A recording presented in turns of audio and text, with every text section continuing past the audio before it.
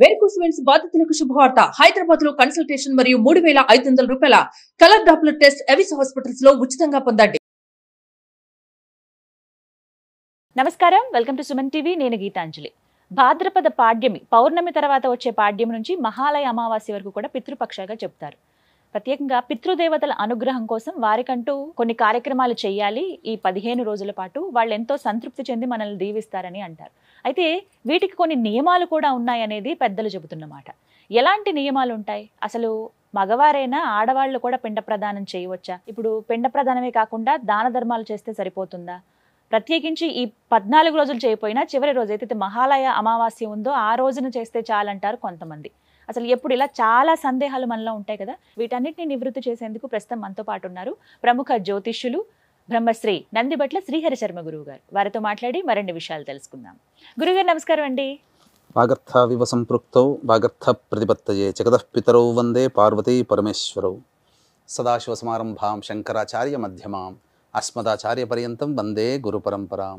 ఆదిత్యాయ చ సోమాయ మంగళాయ బుధాయ చ గురుశుక్ర శనిభ్యశ్చ రాహవే కేతవే నమః. శృంగేరి జగద్గురు పీఠాధిపతులకి, కంచి పీఠాధిపతులకి నమస్కారములు తెలియజేసుకుంటూ కార్యక్రమాన్ని ప్రారంభిద్దాం. గురుగారు, పితృపక్షాలు మీరు ఎప్పుడు చెప్పే మాట పితృదేవతల అనుగ్రహం ఖచ్చితంగా ఉండాలి.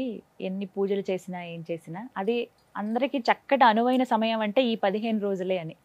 అయితే వాళ్ళ అనుగ్రహం లేకపోతే ఎలా ఉంటుందో కూడా మనం ఒక వీడియో చేసాం. ఎలాంటి బాధలు పడతారు, వాళ్ళ అనుగ్రహం కోసం అసలు ఏం చేయాలని. అయితే ఇది కరెక్ట్ సమయం కాబట్టి ముందుగా చాలామంది కొన్ని సందేహాలు అడిగారండి మనం చేసినటువంటి ఆ వీడియో కింద. చాలా వరకు నేను గమనించాను, అవన్నీ సేకరించి మళ్ళీ మీ ముందు ఉంచుతున్నాను. ఇంట్లో పిండ ప్రదానం చేస్తూ ఉంటారు. సరే, ఇప్పుడు ఎలాగో సమయం కాబట్టి పిండ ప్రదానం చేద్దాం పెద్దవాళ్ళకి అని చెప్పి. వీటికంటూ అసలు ఏమైనా నియమాలు ఉంటాయా? అసలు ఇంట్లో చేయొచ్చా, లేదు నదీ తీరాల్లోనే చేయాలా? ఇది చాలా మందికి ఉన్నటువంటి సందేహం. ముందుగా దీన్ని నివృత్తి చేయండి. పితృపక్షాలు భాద్రపద కృష్ణ పాడ్యమి అంటే పౌర్ణమి తదనంతరం వచ్చే పాడ్యం నుంచి అమావాస్య వరకు ఉండేటువంటి రోజులు 15 రోజులని పితృపక్షాలు, మహాలయ పక్షాలు, పెత్తరామాస్య, పెద్దోళ్ల తిథులు ఇలా ప్రాంతాన్ని అనుసరించి చెప్పుకుంటుంటారమ్మా. అయితే ఇక్కడ మనం తెలుసుకోవాల్సినటువంటి విషయం ఏంటంటే, మనము నిత్యం పూజించే దేవతల కన్నా మనల్ని కనిపెంచినటువంటి తల్లిదండ్రులు పితృదేవతలు. పితృదేవతలు అంటే తల్లిదండ్రులనే కాదు, తాత, ముత్తాత, ఆ జేజనాయన, జేజయ్య ఇలా వీళ్ళందరూ కూడా పితృదేవతల్లో కిందికి వస్తారు. ముఖ్యంగా ఈ యొక్క అనేక నరక కూపాదుల్లో ఉన్నటువంటి వాళ్ళు, అలాగే స్వర్గంలో ఉన్నటువంటి వాళ్ళు, సుఖము అనుభవించిన మంచి పనులు చేసి వెళ్ళినటువంటి వాళ్ళు, వీళ్ళందరూ కూడా ఉత్తమ ఫలితాలు పొందడం కోసం తమ వారసులు ఈ యొక్క పితృపక్షాల్లో పిండ ప్రదానం చేస్తారేమో అనే భావనతో ఈ 15 రోజులు కూడా మన ఇంటి దగ్గరే ఉంటారట.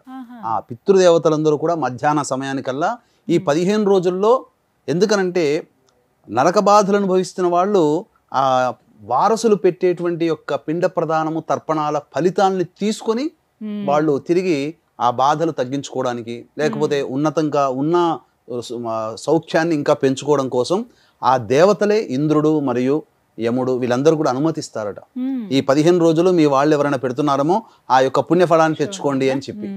ఆ విధంగా మన కుటుంబంలో మరణించినటువంటి తల్లిదండ్రులు, తాత ముత్తాతలు వీళ్ళందరూ కూడా వసు ఆదిత్య రుద్ర రూపంలో, ఎవరో కాదండి, తండ్రి తాత ముత్తాత ఎవరో కాదు, బ్రహ్మ విష్ణు మహేశ్వర స్వరూపం, దేవతా స్వరూపము పితృదేవతా స్వరూపము ఒకరై మనకు ఈ యొక్క జీవితాన్ని ఇచ్చిన వాళ్ళు. ముఖ్యంగా వీక్షించేటువంటి సుమన్ టీవీ ప్రేక్షకులు, ఏ రుణాన్నైనా కానీ మనం తీర్చుకోవచ్చు, కానీ తల్లిదండ్రుల రుణాన్ని తీర్చుకోలేము. తల్లిదండ్రుల రుణాన్ని తీర్చుకునే ఏకైక తరుణం వాళ్ళు చనిపోయిన తిథి రోజున వాళ్ళ పేరున చేపట్టినటువంటి పిండ ప్రదాన కార్యక్రమాలే.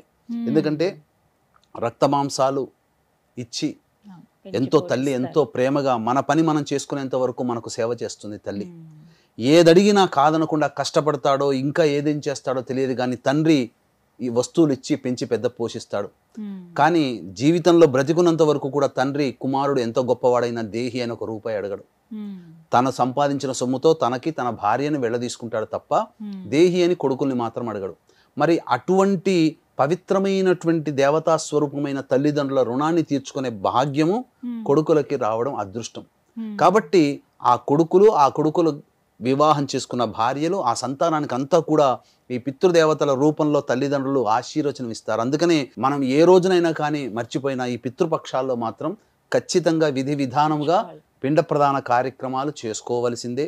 ముఖ్యంగా నియమాలు అనేటువంటివి మనం గనక గమనించుకున్నట్లయితే ఇంట్లో చేయొచ్చా అండి అసలు? తప్పకుండా ఇంట్లోనే, ఏ గృహం అయితే ఆ ఇంట్లోకే వస్తారు. ఒకవేళ ఇంట్లో చేసుకోలేని పక్షంలో అయితే నదీ తీరంలో చేస్తే ఇంకా విశేషం. నదీ తీరంలో కానీ సముద్ర తీరంలో కానీ పితృపక్షాల్లో చేసుకుంటే చాలా విశేషం. ఇంట్లో కుదరని వాళ్ళు ఇంట్లో అయినా చేసుకోవచ్చు, అవకాశం ఉంటే నదీ తీరంలో ఉన్న వాళ్ళు నదీ తీరంలో అయినా చేసుకోవచ్చు. నియమాలు అనేటువంటి విషయానికి వచ్చేసరికేనమ్మా, ముఖ్యంగా పాటించగలిగితే ఈ 15 రోజుల పాటు పిండ ప్రదాన కార్యక్రమం చేయవచ్చు. ఈ 15 రోజుల పాటు తర్పణాది కార్యక్రమాలు చేయొచ్చు. ఈ 15 రోజుల పాటు స్వయం పాకము బ్రాహ్మడికి దానం చేయవచ్చు. లేకపోతే కనీసము వాళ్ళు చాలా మంది అనుకునేటువంటి ఏంటంటే వాళ్ళకి తిథి తెలుస్తుంది. ఆ తిథి మన తల్లిదండ్రులు చనిపోయిన తిథి ఉంటుంది.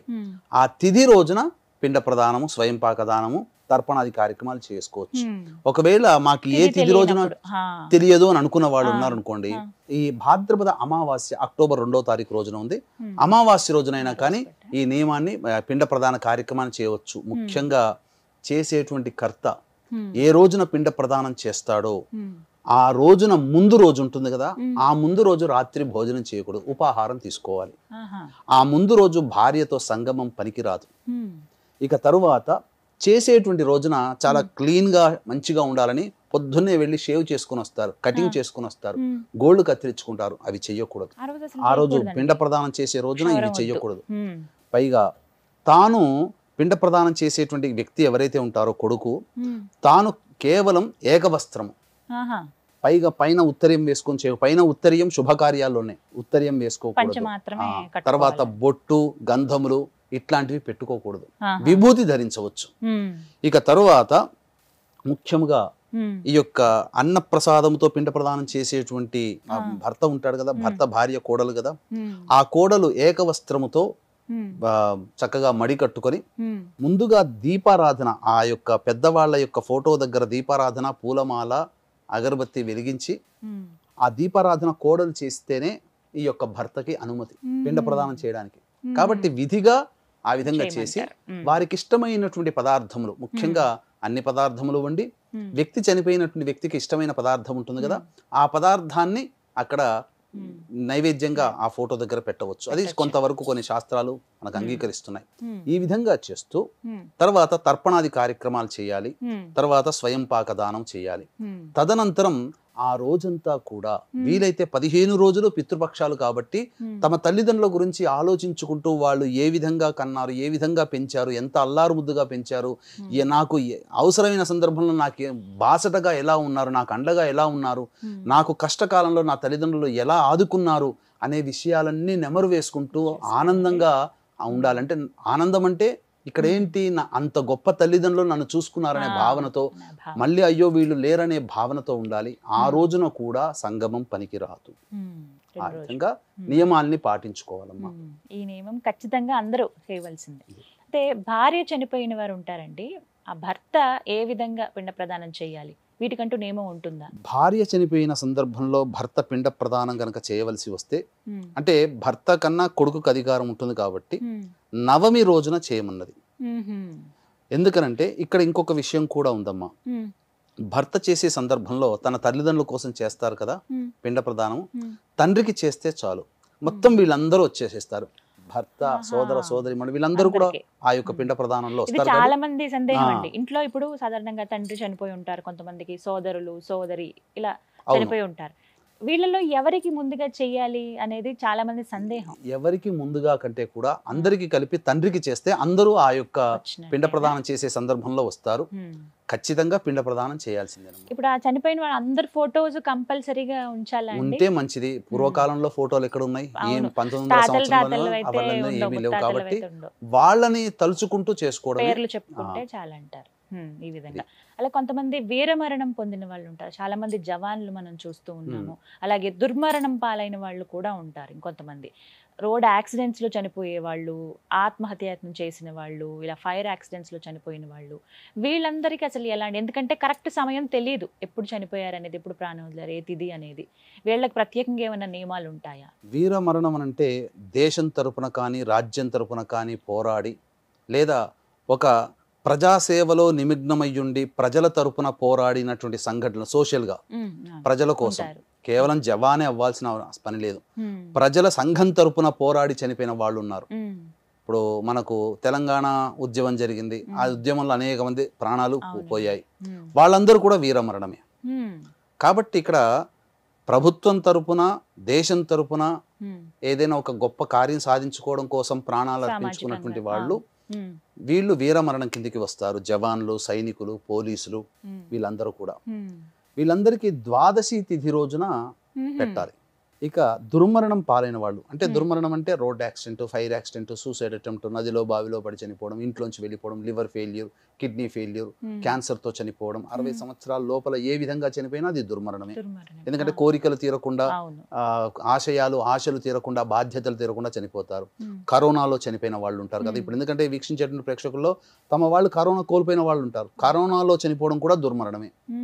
అలాగే స్త్రీ హత్య, గోహత్య, బ్రాహ్మణ హత్య ఇలా ఎవరు చేసినా, ఏ విధంగా జరిగినా, పిల్లిని చంపిన వాళ్ళు ఉంటారు. ఆ వంశం కూడా దుర్మరణం సంబంధించినటువంటి పితృశాపానికి గురైనటువంటి సందర్భంగా. కాబట్టి ఇలా దుర్మరణం పాలైనటువంటి వ్యక్తుల కోసం ఘట చతుర్దశి అనే ఒక తిథి ఉంది. అంటే అమావాస్య ముందు వచ్చే రోజు చతుర్దశి. ఆ చతుర్దశి తిథి రోజున వారి కోసం ప్రత్యేకంగా దుర్మరణమైనటువంటి పాలైన వాళ్ళ కోసం ప్రత్యేకంగా పిండ ప్రదానం చేయాలి. ఇక్కడ వీక్షించేటువంటి ప్రేక్షకులు కూడా మనవి ఏంటంటే, పితృదోషం అనేటువంటిది ఉన్నప్పుడు కుటుంబంలో ప్రశాంతత ఉండదు, కుటుంబంలో మంచి అనేటువంటిది జరగదు. ముఖ్యంగా వివాహాలు కాకుండా, సంతానం కలగకుండా ఇబ్బంది పడుతుంటారు. అనుకున్న కార్యక్రమాలన్నీ కూడా నోటి దాకా వచ్చి వెనక్కి వెళ్ళిపోతాయి. గొప్పగా జీవితం అంటూ ఉండదు. కాబట్టి ఇవన్నీ పితృశాపాలు. కాబట్టి ఈ పితృశాపాలకి ఈ పిండ ప్రదానం చేసేటప్పుడుతో పాటుగా ముఖ్యంగా పితృదోష నివారణ కార్యక్రమాలు జరిపించుకోవాలి. అది జరిపించుకుంటేనే కానీ జీవితంలో అభివృద్ధి అనేటువంటిది ఉండదు. అనగా మోక్షాన్ని పొందని ఆత్మలు ఈ యొక్క దుర్మరణం పాలైనటువంటి కుటుంబాల్లో ఉన్న వాళ్ళకి జరుగుతాయి. కాబట్టి ఈ సంబంధించి పితృదోష నివారణార్థమై ఈ నెల 30వ తారీఖు, ఎందుకనంటే 30వ తారీఖు మఖా నక్షత్రము త్రయోదశి తిథి కలిసి వచ్చినటువంటి రోజు. ఆ యొక్క సంబంధించి 30వ తారీఖు రోజున పితృదోష నివారణార్థమై పితృదోష నివారణ కార్యక్రమాలు మన పీఠముల ఆధ్వర్యంలో జరపబడుతున్నాయి. అవకాశం ఉన్న వాళ్ళు కార్యక్రమ తదనంతరం కాంటాక్ట్ చేసి పితృదోష నివారణ కార్యక్రమాలు జరిపించుకోవచ్చండి. కొందరి ఇళ్లలో ఆడ సంతానం మాత్రమే ఉంటారండి, మగవారు ఉండరు. మరి ఆడపిల్లలు ఏ విధంగా వాళ్ళ పెద్దలకు పిండ ప్రదానం చేయించవచ్చు? అసలు చేయొచ్చా, చేయకూడదా? ఇది చాలా మందికి సందేహం. మగవారు మాత్రమే చెయ్యాలా, ఆడవాళ్ళు కేవలం దానాలు ఇవ్వడం అక్కడ వరకేనా పరిమితి అని అడుగుతారు. ఈ విషయం మనకు చాలా మందికి సందేహం ఉంటుందమ్మా. ఎందుకంటే రీసెంట్గా మనం ఇప్పుడు ప్రోగ్రామ్ చేస్తున్నాం కదా, ఈ రోజే ఒక కాల్ చేశారు ఆఫీస్కి. మాకు భర్త లేరు, అమ్మాయి ఉంది, కానీ అమ్మాయికి ఇంతవరకు ఏం పెళ్ళిళ్ళు కావట్లేదు. అయితే భర్త చనిపోయినప్పుడు ఎక్కడో శ్రీశైలంలో ఎక్కడోనట అయ్యవారులు ఆడపిల్లైనా పిండ ప్రదానం చేయొచ్చు అని చెప్పి చేయించారట. కానీ శాస్త్ర ప్రకారము ఆడపిల్లలకి పిండ ప్రదాన అర్హత లేదు, అసలు చెయ్యకూడదు. ఎవరు చెయ్యాలి? భర్త ఉంటే భర్త చేయాలంటే అల్లుడు, లేకపోతే అల్లుడు గనక లేకపోతే ఆమె కొడుకు చేయాలి. ఆ కొడుకు లేకపోతే ఆడపిల్లలే ఉంటారు కదా.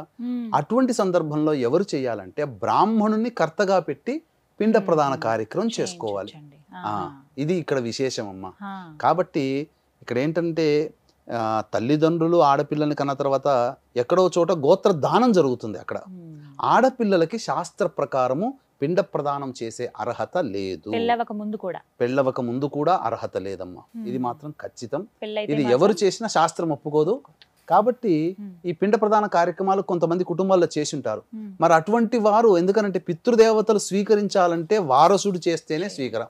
వారసుడు అనేటువంటి సందర్భంలో ఎట్లా అంటే తన కడుపున పుట్టినటువంటి కొడుకైనా, లేకపోతే అల్లుడిగా అయినా గాని, లేదా అల్లుడి కొడుకు అంటే బిడ్డ కొడుకు దౌహిత్రుడు అవుతాడు. ఆ దౌహిత్రుడు అర్హత వస్తుంది, అతనైనా చేయవచ్చు. కాబట్టి ఇటువంటి వాళ్ళు చేయలేని పక్షంలో అయితే బ్రాహ్మణుని కర్తగా పెట్టి చేయించుకోవచ్చు. ఇంకా కొంతమంది ఏంటారంటే విదేశాలలో ఉన్న వాళ్ళు ఉంటారు, అలాగే అనారోగ్యం పాలై బెడ్ రిడన్ అయిన వాళ్ళు ఉంటారు. తండ్రి ఉంటాడు, కొడుకు చేయకూడదు కదా. మరి ఆ తండ్రి తన తల్లిదండ్రులు అనగా తన తల్లిదండ్రుల కోసం చేయాలి, అనారోగ్యం పాలైన వాళ్ళు. అలాగే ఏదో బిజీ స్కెడ్యూల్లో ఉన్న వాళ్ళు ఈ పిండ ప్రదాన కార్యక్రమం చేయలేరు. మరి అటువంటి వాళ్ళు ఏంటంటే బ్రాహ్మణుని కర్తగా పెట్టి ఈ యొక్క పిండ ప్రదాన కార్యక్రమం చేయించుకోవచ్చు. కాబట్టి బ్రాహ్మణుడు అందరికీ దొరుకుతారా అనంటే కొంతమందికి అది చేయించే కూడా వాళ్ళు ఉంటారు, ఇబ్బంది. చేయించని వాళ్ళు ఉంటారు. ఆ. కాబట్టి దీన్ని దృష్టిలో పెట్టుకుని అక్టోబర్ 2వ తారీఖు రోజున మహాలయ అమావాస్య, పెద్ద అమావాస్య, పితృ అమావాస్య అని అంటారు. ఇది చాలా విశేషమైనటువంటిది. మహాలయ అమావాస్య ఉత్తరా నక్షత్రంతో ఉంటే చాలా విశేషం. ఉత్తరా నక్షత్రం ఎవరిది? పితృకారకుడైనటువంటి రవి నక్షత్రం. కాబట్టి పితృకారకుడు రవి.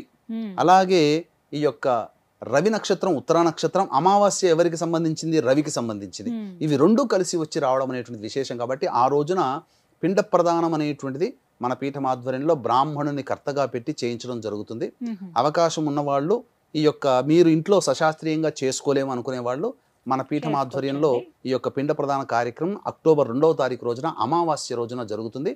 ఆ యొక్క మీ తండ్రి వైపు 3 తరాలు, తల్లి వైపు 3 తరాల్లో ఉన్నటువంటివి, లేదా భర్త చేస్తే భర్త వైపు 3 తరాలు మరియు భార్య వైపు 3 తరాల్లో ఈ సంబంధించినటువంటి వివరాలతో పిండ ప్రదాన కార్యక్రమం, తర్పణాది కార్యక్రమాలు ఇవన్నీ కూడా సామాన్య మానవుడు కూడా పాల్గొనే విధంగా చక్కగా చేయించడం జరుగుతుంది. అవకాశం ఉన్న వాళ్ళు కార్యక్రమ తదనంతరం కాంటాక్ట్ చేసి పూర్తి వివరాలు తెలుసుకోవచ్చు.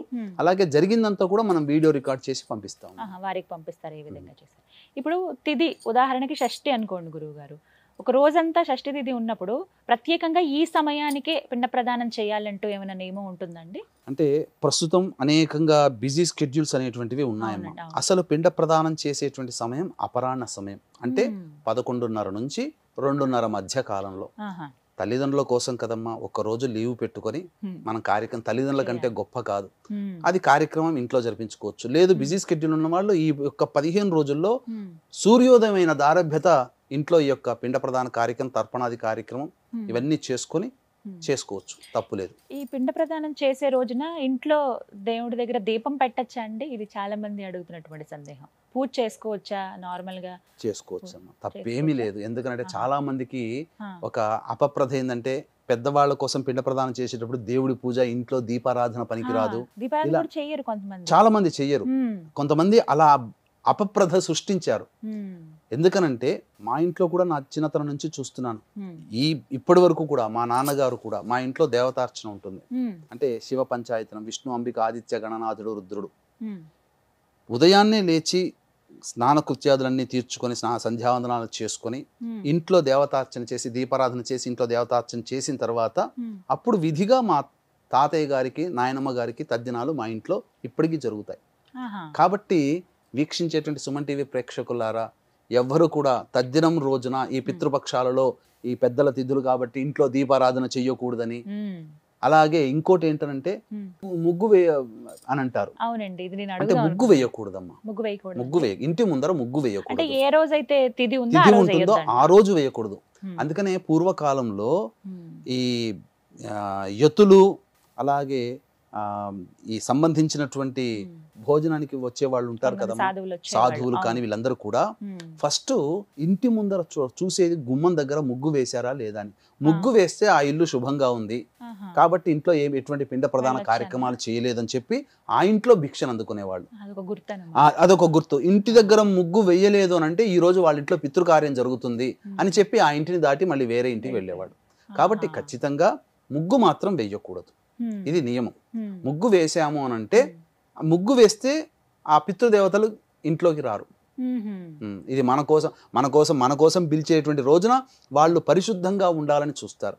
అందుకనే ముగ్గు వేస్తే పితృదేవతల ఆహ్వానం కాదు, దేవత ఆహ్వానం. అందుకనే మనకు గమనించుకున్నట్లయితే మహాభారతంలో ధర్మరాజు కానీ పాండవులు కానీ ఇంట్లోంచి వెళ్ళేటప్పుడు తను ఇంట్లోంచి వెళ్ళకంటే ముందే ద్రౌపది దేవి లేచి ఇంట్లో ముగ్గు వేసేదట. అంటే భర్త ఆ భార్య వేసిన ముగ్గుని దాటుకొని వెళితే కార్యజయం అయ్యేది. పూర్వకాలంలో ఎన్నో నియమాలు పాటించారు కాబట్టి ఆ విధంగా ఉన్నాయి. ఇప్పుడు ఎవ్వరూ ముగ్గు వేయట్లేదు, చాక్పీస్తో గీస్తున్నారు. కాబట్టి దేవతాహ్వానము ముగ్గు వేస్తే ఉంటుంది. పితృదేవత కార్యక్రమం చేసేటప్పుడు ముగ్గు వేయకూడదు. ఇంట్లో పూజ చేసుకోవచ్చు, విధిగా దీపారాధన చేసుకోవచ్చు, చిత్రపటాలకి మంచిగా చక్కగా పూలు పెట్టుకోవచ్చు, అలాగే నిత్యం చేసుకునే దేవత శ్లోకాలు చదువుకోవచ్చు, స్తోత్రాలు చదువుకోవచ్చు. అవి చదువుకొని ఈ పితృ కార్యక్రమాలు అపరాహ్న కార్యక్రమంలో కాలంలో చేసుకుంటే మంచిదమ్మా. ఆలయానికి వెళ్ళొచ్చా అండి? తప్పకుండా వెళ్ళొచ్చమ్మా. ఆలయానికి ఏం తప్పు లేదు, దైవ దర్శనం చేసుకోవచ్చు, తప్పేమీ లేదు. కాకపోతే ఆ రోజంతా పితృదేవత సంబంధించినది ఉంటుంది కాబట్టి తమ పితృదేవతల్ని స్మరించుకోండి అని చెప్తారు. అది స్మరణ చేసుకోవాలి ఆ రోజున. ఇక అందరూ ఎదురు చూసేది స్వయం పాకం.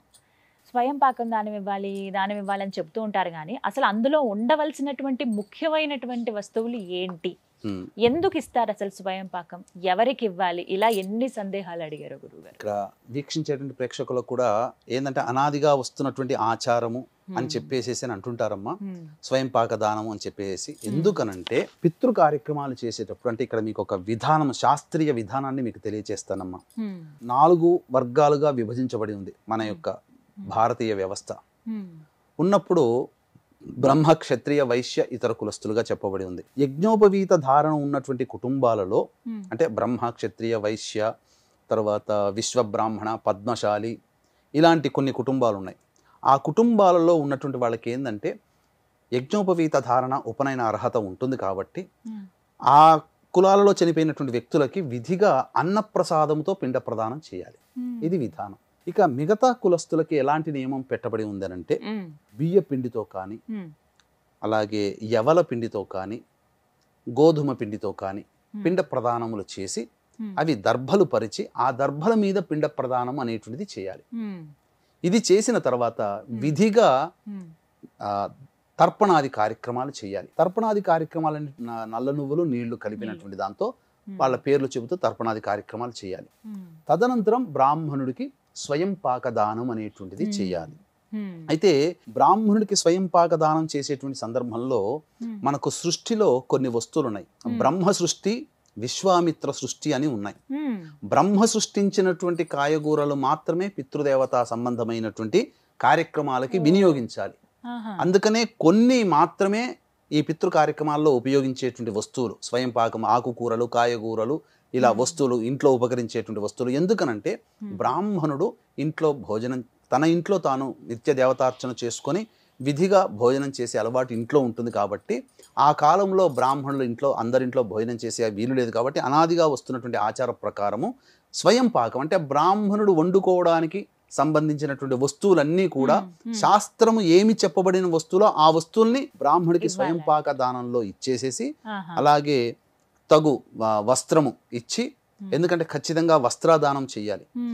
తర్వాత బ్రాహ్మణుడు తృప్తి పడే విధంగా తగు దక్షిణ కూడా ఇచ్చి ఆ బ్రాహ్మణుడికి సంతోష పెట్టాలి. ఇది చెప్పబడినటువంటి స్వయం పాకం. ఇవన్నీ కూడా పితృ కార్యక్రమాలన్నీ కూడా దక్షిణం వైపు తిరిగి చేయమన్నది శాస్త్రం. ఎందుకంటే దక్షిణ దిక్కులో పితృదేవతల యొక్క స్థావరం, దక్షిణ దిక్కు యమస్థావరం.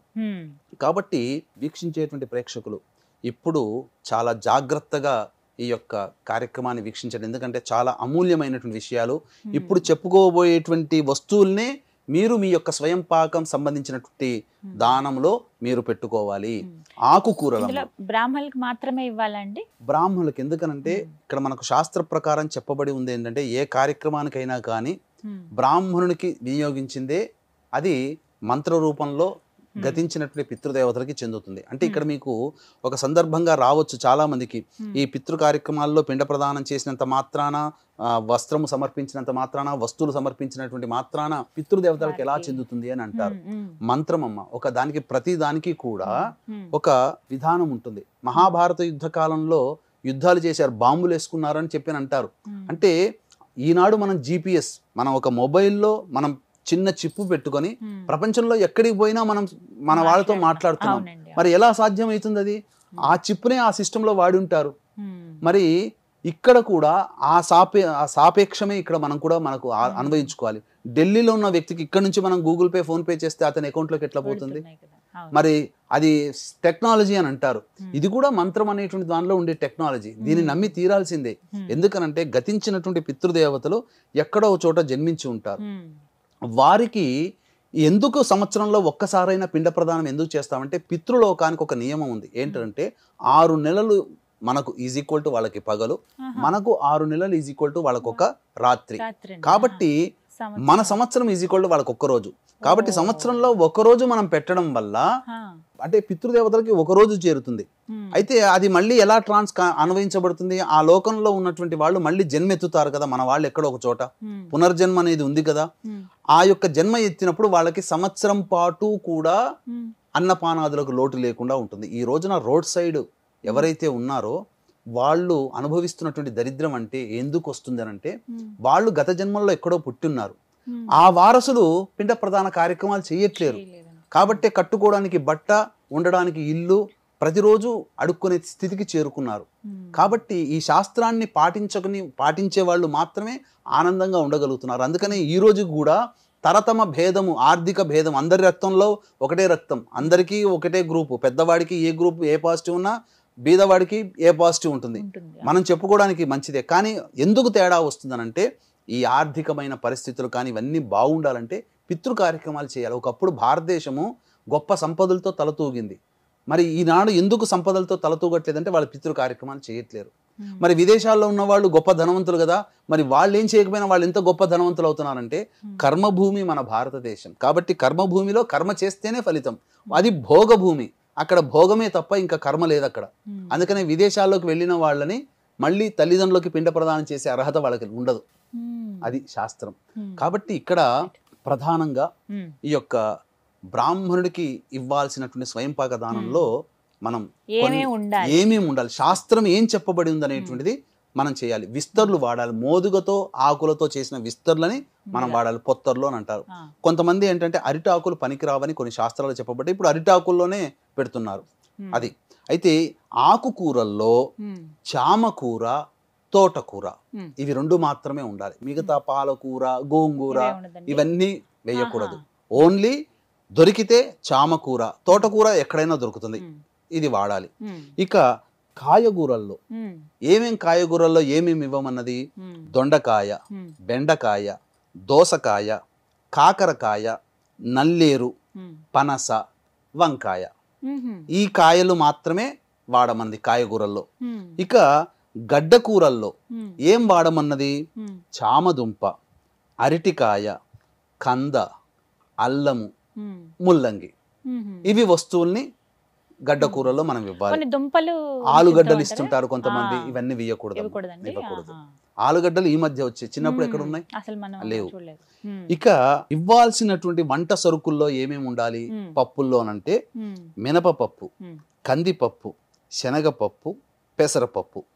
ఇక చాలా మంది పచ్చిమిర్చి పెడుతుంటారు, పచ్చిమిర్చి వాడకూడదు. ఎండు మిరపకాయలు వాడాలి, ఎండు మిరపకాయలు ఇవ్వాలి. చింతపండు, బెల్లము, ఉప్పు, నెయ్యి, గేదె నెయ్యి అయినా ఆవు నెయ్యి అయినా, నూనె, పల్లి నూనె, వాడుకునేటువంటి పల్లి నూనె అయినా, ఎడిబుల్ ఆయిల్. ఇక పాలు, పెరుగు, పీచు తీయని కొబ్బరికాయ, కొబ్బరికాయ పూర్ణఫలం, పూర్ణంగా ఉండాలి. పీచు తీయని కొబ్బరికాయ ఉండాలి. ఇక తరువాత ఎండు కారము, బియ్యము, పసుపు, జీలకర్ర, ఆవాలు, ఇంగువ, అలాగే ఖర్జూర పండు, తమలపాకులు, వక్కలు, ముఖ్యంగా తేనె ఉండాలి, తేనె. తర్వాత మెంతులు, గోధుమ పిండి, పండ్లల్లో అరటి పండ్లు. ఈ వస్తువులు మాత్రమే మనం స్వయంపాక దానంలో ఇవ్వాలి. ఇవి తప్ప మిగతావి ఏవి ఇచ్చినా పితృదేవతా కార్యక్రమంలో మనము దోషము ఆపాదించబడుతుంది. ఎందుకంటే మనము ఏ దేవతా పూజల్లోనైనా కానీ చివరికి శ్లోకం ఉంటుంది, మంత్రహీనం క్రియాహీనం భక్తిహీనం పరమేశ్వర యత్ పూజితం మయాదేవ పరిపూర్ణం తదుస్తి. అంటే మంత్రంలో లోపం చేసినా, క్రియలో లోపం చేసినా, భక్తిలో లోపం చేసినా నన్ను క్షమించు పరమేశ్వర అంటాం. పరమేశ్వరుడు క్షమిస్తాడు. కానీ పితృదేవతలు శ్రద్ధగా పెట్టేదే శ్రాద్ధము. కాబట్టి ఇట్టి పితృదేవతలు అనుగ్రహించాలి అనంటే ఖచ్చితముగా ఈ సంబంధించినటువంటి నియమాను ప్రకారము శ్రద్ధగా పాటించాలి. కాబట్టి ఈ యొక్క అక్టోబర్ 2వ తారీఖు రోజున చాలా మంది ఇంట్లో పితృ కార్యక్రమాలు చేసుకునే వెసులుబాటు ఉండదు. కాబట్టి వాళ్ళకి సంబంధించినటువంటి తండ్రి వైపు 3 తరాలు, తల్లి వైపు 3 తరాలు, లేదా భార్య వైపు భర్త వైపు చెరి 3 తరాల్లో మరణించినటువంటి వారి యొక్క ఉపయోగార్థమే ఈ యొక్క పిండ ప్రదాన కార్యక్రమం మన పీఠం ఆధ్వర్యంలో సామాన్య మానవుడు కూడా పాల్గొనే విధంగా రూపకల్పన చేయడం జరిగింది. కాబట్టి అవకాశం ఉన్న వాళ్ళు ఈ యొక్క కార్యక్రమ తదనంతరం కాంటాక్ట్ చేసి అక్టోబర్ 2వ తారీఖు రోజున జరిపించబడే పిండ ప్రదాన కార్యక్రమంలో మీ గోత్రనామాలు నమోదు చేసుకోవచ్చు. ఇప్పుడు కొంతమంది గురువుగారి స్వయంపాకంలో ఇప్పుడు మీరు చెప్పినటువంటి వస్తువులు ఏవైతే అన్ని వెచ్చించలేరు, అంత ఇవ్వలేము అనుకున్న వాళ్ళు ఇవి ఇచ్చినా సరిపోతుంది అని అంటూ ఏమన్నా ఉందండి? అంటే మనకు చెప్పబడి ఉన్నటువంటి శాస్త్రం ప్రకారం చెప్పబడి ఉన్నటువంటిది ఏంటంటే కాకరకాయ, తోటకూర, ఏదైనా ఎండు కారము, పప్పులు, కొన్ని ఇప్పుడు వాళ్ళకి శక్తి. ఇప్పుడు ఇక్కడ ఏంటంటే ఇదమస్య ఇదం ఫలం, అంటే మన శక్తి కొలది ఎంత ఉందో అంత చేయమన్నది శాస్త్రం. కాబట్టి అతి బీద వాళ్ళు కూడా ఉంటారమ్మా, అందరికీ ఉండదు కదా. కాబట్టి వాళ్ళకి ఒక 10 రూపాయలు పెడితే ఒక 2 తోటకూర కట్టలు వస్తాయి, ఒక కిలోంబావు బియ్యం. ఆ రోజు తండ్రి తల్లిదండ్రుల కోసం ఒక 100-200 రూపాయల్లో ఇవ్వగలిగే సామాన్లు ఏవైనా కానీ బ్రాహ్మడికి దక్షిణ ఇచ్చి ఆ యొక్క స్వయంపాక దానం ఇవ్వచ్చమ్మా. కాబట్టి ఇక్కడ చాలా మంది ఏంటనంటే ఈ యొక్క పిండ ప్రధాన కార్యక్రమం చేసుకోలేని వాళ్ళు కూడా ఉంటారు. ఆ రోజున నేను కడు దారిద్ర్యంలో ఉన్న వాళ్ళని కూడా చూశానమ్మా. ఎందుకనంటే స్వతహాగా పౌరోహిత్య కుటుంబంలో ఉన్నవాడిని కాబట్టి ఈ యొక్క నేను కొన్ని కుటుంబాల్లో నా చిన్నతనంలో ఈ సంబంధించినటువంటి స్వయంపాక దానానికి వెళ్ళినప్పుడు ఒక బస్తీలో నాకు ఇప్పటికీ కూడా గుర్తు, పాపం ఎంతటి బీదవాళ్ళంటే కట్టుకోవడానికి బట్ట కూడా లేదమ్మా. ఆ స్త్రీమూర్తులు కూడా ఆ కట్టుకొని బట్టలు కూడా లేనటువంటి సందర్భంలో పరదా చాటున కూర్చున్నటువంటి సందర్భాలు నేను చూశాను. కాబట్టి అతి బీదమైనటువంటి వాళ్ళలో కూడా చూశాను. వాళ్ళకి కూడా తల్లిదండ్రుల యందు భక్తి ప్రపత్తులు, వాళ్ళకి కలిగినటువంటి వస్తువునే వాళ్ళు దానం చేశారు. అంటే అక్కడ మనం చూడాల్సింది ఏంటనంటే ఇక్కడ భక్తి శ్రద్ధ ప్రధానం, వస్తువు ఆడంబరం ప్రధానం కాదు. కాబట్టి అటువంటి వాళ్ళు కూడా ఉన్నారు. అటువంటి వాళ్ళు కూడా నియమంగా పాటించిన వాళ్ళు ఖచ్చితంగా పితృదేవతానుగ్రహం వల్ల ఎంతటి దారిద్ర్యమైనప్పటికీ ఉన్నప్పటికీ కూడా ఈ పితృదేవతానుగ్రహం వల్ల వాళ్ళు అచిర కాలంలోనే ఖచ్చితంగా వాళ్ళ సంకల్పాలు నెరవేర్చుకుంటారు. ఖచ్చితంగా పాటించాలి కూడా ఈ పితృ కార్యక్రమాలు. నేను ఒక మాట విన్నాను గురుగారు, పిండ ప్రదానం చేయలేని వాళ్ళు, స్వయం పాకదానం ఇవ్వలేని వాళ్ళు కొంతమంది ఒకవేళ అవి కుదరని పక్షంలో అన్నదానం చేస్తూ ఉంటారు. అలా చేసినా పర్వాలేదు అని అంటారు. ఇది ఎంతవరకు నిజమండి? అన్నదానం చేయగలిగే స్తోమత ఉన్నప్పుడు కనీసం బ్రాహ్మణుని పిలిపించి ఈ యొక్క కార్యక్రమాలు చేయవచ్చునమ్మా. ఒకవేళ అందుబాటులో లేకపోయినప్పుడు ఇక్కడ ఏంటనంటే బ్రాహ్మణుడు, అందుకంటే కొండ ప్రాంతంలో ఉన్న వాళ్ళు, రిమోట్ విలేజ్ లో ఉన్నటువంటి వాళ్ళకి కష్టం. అందుకంటే మన సుమన్ టీవీ అనేటువంటిది ఈ ప్రతి ఇంట్లో ప్రతి గుమ్మాన్ని టచ్ చేసేసింది, ప్రతి ఇంట్లో కూడా ఉంటుంది. ఈ చూసినటువంటి వాళ్ళు అయ్యో మన ప్రాంతంలో బ్రాహ్మణులు లేరు, ఎందుకంటే సిటీ కాబట్టి బ్రాహ్మణులు దొరుకుతారేమో. మీరు పల్లెటూళ్ళకి వెళితే 5-6 పల్లెటూళ్ళ కలిపి ఒక బ్రాహ్మణుడు ఉన్న పల్లెటూళ్ళు కూడా ఉన్నాయి. మరి అటువంటి వాళ్ళు చేసుకోలేరు, బ్రాహ్మణుడు అందుబాటులో ఉండడు. ఒక బ్రాహ్మణుడు ఎంతకని తిరగలుగుతాడు? కాబట్టి తిరగలేని వాళ్ళు ఏంటనంటే ప్రధానంగా మీ యొక్క గతించినటువంటి పితృదేవతల యొక్క ఫోటోలకి చక్కగా పూలమాల, అలాగే పూలమాల లేకపోయినా పూలు పెట్టి దీపారాధన చేసి అగరబత్తి వెలిగించి వాళ్ళకి ఇష్టమైనటువంటి వస్తువులు ఏవైనా కానీ అక్కడ నైవేద్యంగా పెట్టి దక్షిణం వైపు తిరిగి కూర్చోవాలమ్మా. అంటే సౌత్ ఫేస్ పెట్టాలి. పెట్టి కనీసము తర్పణాది కార్యక్రమాలైనా చేయాలి. తర్పణాది కార్యక్రమాలు ఎలా చేయాలి అనంటే ముందుగా తూర్పు వైపున కూర్చొని గణపతికి నమస్కారం చేసి, ఈ రోజున నా తల్లిదండ్రుల కోసం వాళ్ళ ఆకలి దప్పులు తీర్చడం కోసం వాళ్ళు నా ఇంటికి వస్తున్నారు కాబట్టి వాళ్ళు వచ్చే సమయానికి ఒక కొడుకుగా నా బాధ్యతగా నేను చేస్తున్నాను, నాకు నిర్విఘ్నంగా కొనసాగి ఆ ఫలాన్ని నా పితృదేవతలకు అందించవయ్యా అని చెప్పి ఆ గణపతిని ముమ్మార్లు నమస్కారం చేసుకొని దక్షిణం వైపు తిరిగి ఫేస్ పెట్టి పితృదేవతల్ని వాళ్ళందరినీ కూడా తాత ముత్తాతలు గుర్తుండే వాళ్ళందరినీ ఒకసారి స్మరించుకొని వాళ్ళకి ఆకలి దప్పులు తీరడం కోసం నేను చేస్తున్నాను, ఇది నా బాధ్యత, స్వీకరించండి పితృదేవతల్లారా అని చెప్పి సంకల్పం చేసుకొని నల్ల నువ్వులు నీళ్లు కలిపినటువంటి ఒక కలశంలో ఒక చెంబులో కలిపి వేసిన తర్వాత ఈ యొక్క పితృ కార్యక్రమాల్లో ఏంటనంటే ఇనుప వస్తువులు వాడకూడదు. రాగి కలశం కానీ, లేకపోతే ఇత్తడి కలశం కానీ, వెండి కలశం కానీ, బంగారు కలశం, డబ్బున్న వాళ్ళు బంగారు కలశం కానీ, ఏవీ లేని వాళ్ళు మట్టి కలశం, మృణ్మయ పాత్ర, మట్టి కలశంలోనైనా కానీ, అంటే గురిగి అంటారు ఇక్కడ, ఈ చిన్నపాటి మట్టి కుండ, చిన్నది ఇంత చిన్నగా ఉంటుంది, దాంట్లో నల్ల నువ్వులు మరియు నీళ్లు కలిపినటువంటిది. అప్పుడు తాను ఆ యొక్క ప్లేట్ ముందర పెట్టుకోవాలి. ప్లేట్ పెట్టుకొని ముఖ్యంగా తాతని స్మరించుకోవాలి. తాత, ముత్తాత, భార్య ముత్తవ్వ స్మరించుకొని వాళ్ళకి నీళ్లు పోసుకొని ఈ యొక్క బొటను వేలు గుండా తర్పణం వదలాలి. వదిలి స్వధానమస్తర్పయామి తర్పయ అంటే వాళ్ళ పేర్లు చెప్పి తర్పయామి తర్పయామి తర్పయామి అని 3 సార్లు వదలాలి. ఈ బొటన వేలు గుండానే ఆ నీళ్లు నల్ల నువ్వులు జారాలి. ఇంకెక్కడి నుంచి జారినా పితృ సంబంధించిన వాళ్ళకి వెళ్ళదు.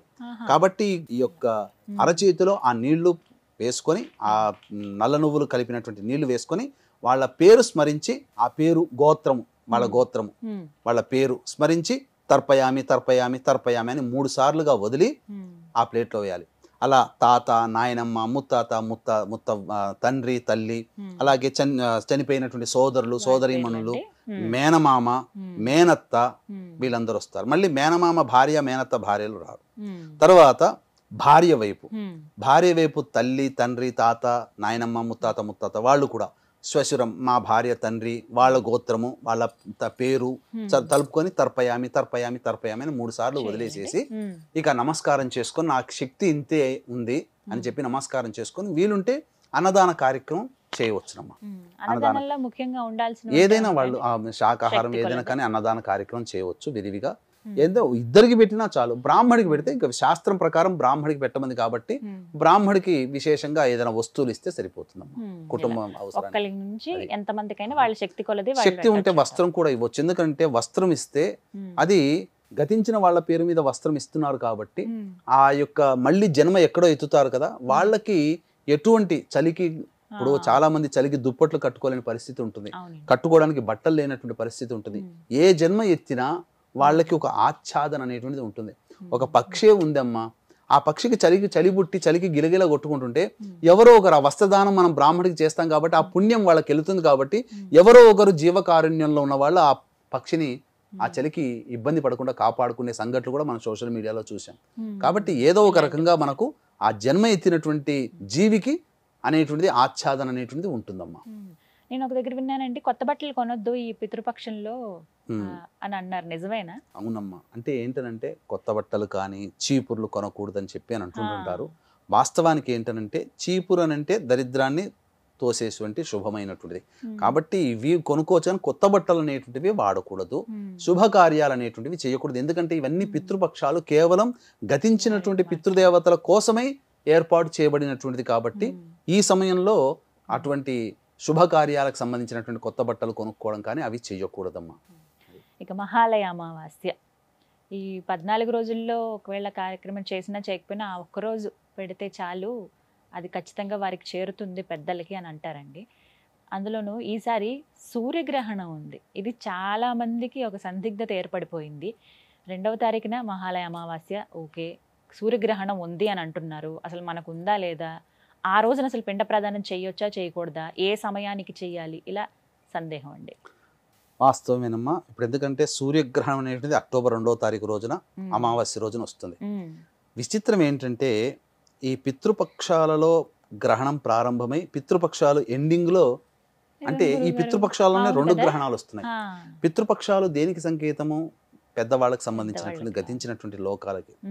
ఖచ్చితంగా ఈ గ్రహణ ప్రభావం వల్ల ప్రపంచవ్యాప్తంగా ఏదో జరగబోతుందమ్మా, అది మాత్రం వాస్తవం. ఈ పితృపక్షాలు అయిన తరువాత మనం వాటిని మనం చూస్తాం, అవి సంఘటనలు జరిగిన తర్వాత మాత్రం మనకు అప్పుడు అర్థమవుతుంది. ముందు ఇవన్నీ కూడా మంచి జరగాలని కోరుకోవాలి, నష్టం జరగకూడదని. కానీ ప్రకృతి కదమ్మా, తన పని తాను చేసుకుపోతుంది. ఇప్పటికే ఎన్నో మనం విలయాలు చూసాం, ప్రకృతి విలయాలు చైనాలో చూసాం, ఇక్కడ చూసాం. అనేక రకాలుగా మనకు చంద్రగ్రహణం ఉన్న రోజునే ఈ ఇజ్రాయెల్, లెబనాన్ వాటి సరిహద్దుల్లో పేజర్లు పేలిపోయి చాలా మంది చనిపోయారు. కూర్చున్న చోట జేబుల్లో పేజర్లు పేలిపోయి చంద్రగ్రహణం రోజునే వార్తలు చూసాం. కాబట్టి సూర్యగ్రహణం అక్టోబర్ 2వ తారీఖు రోజున వస్తుంది. అయితే గ్రహణం మన ప్రదేశంలో, మన భారతదేశంలో కనిపించదు కాబట్టి ఆ గ్రహణ ప్రకారంగా నియమాలు పాటించాల్సిన అవసరం లేదు. యథావిధిగా పిండ ప్రదాన కార్యక్రమం అమావాస్య రోజున చేయవచ్చు, సందేహమే లేదు. ఇక ఎక్కడో అమెరికాలో కనబడుతుంది కాబట్టి అక్కడి ప్రాంతం వాళ్ళు ఆ గ్రహణ సందర్భంగా నియమాన్ని పాటించాలి. కాబట్టి అక్కడ అమెరికాలో ఈ యొక్క సూర్యగ్రహణం ఏర్పడుతుంది కాబట్టి ఏం చేయాలి? అటువంటి వాళ్ళు ఏంటంటే బ్రాహ్మణుని కర్తగా పెట్టి మన భారతదేశంలో జరిపించుకోవచ్చు. కాబట్టి దీన్ని దృష్టిలో పెట్టుకుని మన పీఠం ఆధ్వర్యంలో ఈ అక్టోబర్ 2వ తారీఖు రోజున రాలేని వాళ్ళు, చేసుకోలేని వాళ్ళ కోసం, ముఖ్యంగా గ్రహణ ప్రాంతం కనిపిస్తున్నటువంటి అమెరికా, యూకే తదితర ప్రాంతాల్లో కనిపిస్తున్నటువంటి వారు చేసుకోలేరు కాబట్టి వారి కోసం మన పీఠం ఆధ్వర్యంలో ఇక్కడ హైదరాబాద్లో ఈ సంబంధించినటువంటి పిండ ప్రదాన కార్యక్రమం అనేటువంటిది సామాన్య మానవుడు కూడా పాల్గొనే విధంగా చేయించడం జరుగుతుంది.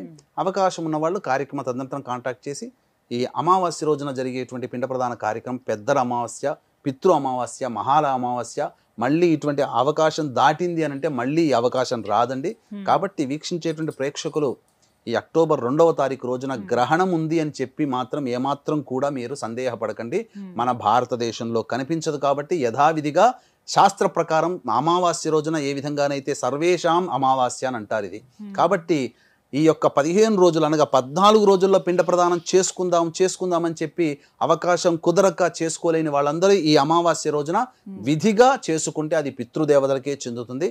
కాబట్టి చక్కగా మీరు ఇంట్లోని దగ్గరలోని ఊళ్ళల్లో ఉన్నటువంటి మంచి పండితులను సంప్రదించి ఆ రోజున మీరు కార్యక్రమం యథావిధిగా చేసుకోండి. చేసుకోలేని వాళ్ళ కోసమైతే మన ఆధ్వర్యంలో జరిపించడం జరుగుతుంది. కాబట్టి జరిగిన కార్యక్రమం అంతా మీకు వీడియో పంపించడం జరుగుతుంది. అవకాశం ఉన్న వాళ్ళు కార్యక్రమం తదనంతరం కాంటాక్ట్ చేసి పూర్తి వివరాలు తెలుసుకోవచ్చు. 2వ తారీఖున చేస్తారు. అవునమ్మా. చాలా చక్కగా అన్ని సందేహాలు తీర్చారు గురుగారు. అంటే ఇవి ఎప్పటి నుంచో ఉన్నవే, ఎవరిని అడగాల ఏమిటా అని తెలియదు. ప్రతి ఒక్కటి స్వయం పాకదానం కానీ, ఆడవాళ్ళు చేయకూడదా, ఏం నియమాలు పాటించాలని ప్రతి ఒక్కటి చాలా వివరంగా తెలియచేశారండి. ధన్యవాదాలు. సర్వం శ్రీ ఉమామహేశ్వర పరబ్రహ్మార్పణమస్తు. విన్నారు కదా, మీరు ఎక్కడైనా దూర ప్రాంతంలో ఉండి పితృ కార్యక్రమాలు చేయలేని పరిస్థితిలో ఉంటే గనక, లేకపోతే ఇక్కడే ఉన్న బ్రాహ్మణులు ఎవరు అందుబాటులో లేరే అని అనుకుంటే గనక, గురువుగారు ప్రత్యేకంగా పితృ కార్యక్రమాలు జరిపిస్తున్నారు. అక్టోబర్ 2వ తారీఖున మహాలయ అమావాస్య. మీకు ఇంకేమైనా సందేహాలు ఉంటే కనుక స్క్రీన్ మీద నెంబర్ ఇస్తున్నాను, గురువుగారి నెంబరు. మీరు తర్వాత కాల్ చేసి వివరాలు కనుక్కోండి. ఇది వాళ్ళ వీడియో. నమస్కారం.